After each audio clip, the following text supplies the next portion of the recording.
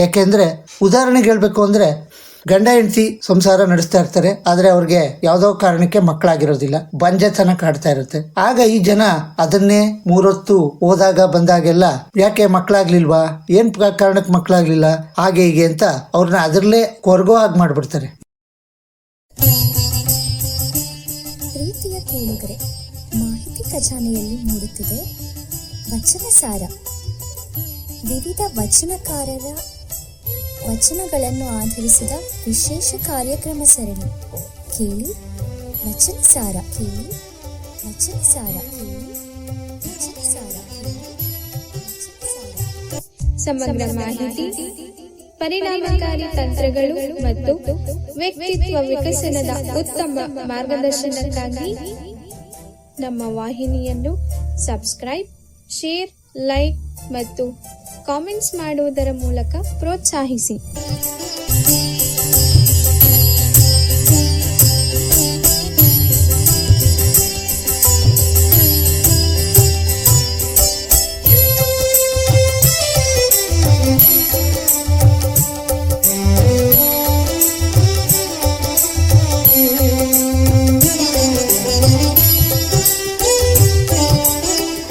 ನಮಸ್ತೆ, ಮಾಹಿತಿ ಖಜಾನೆ ಯೂಟ್ಯೂಬ್ ಚಾನಲ್.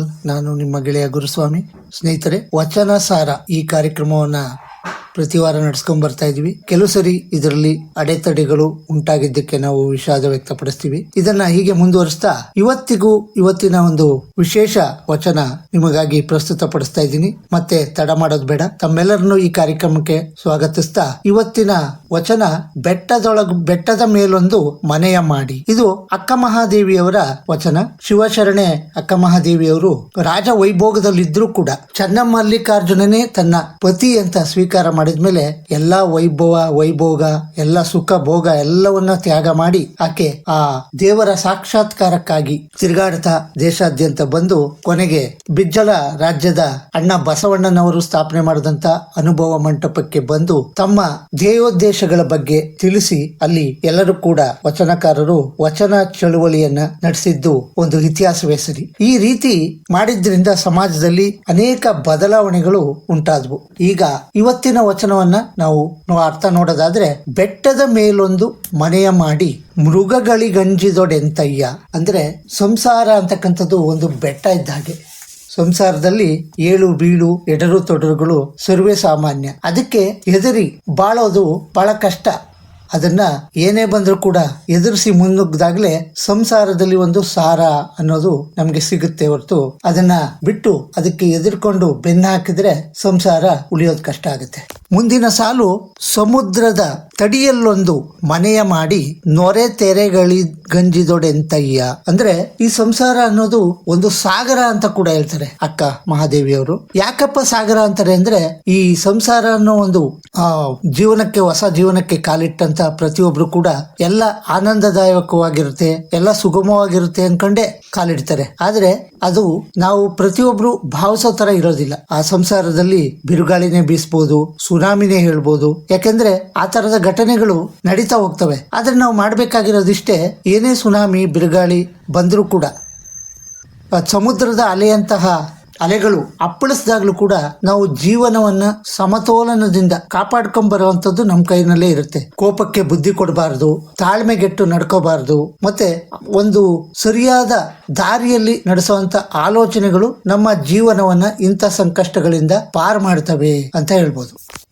ಮುಂದಿನ ಸಾಲಿನಲ್ಲಿ ಅಕ್ಕ ಹೀಗೆ ಹೇಳ್ತಾರೆ, ಸಂತೆಯೊಳಗೊಂದು ಮನೆಯ ಮಾಡಿ ಶಬ್ದಕ್ಕೆ ನಾಚಿದೊಡೆಂತಯ್ಯ.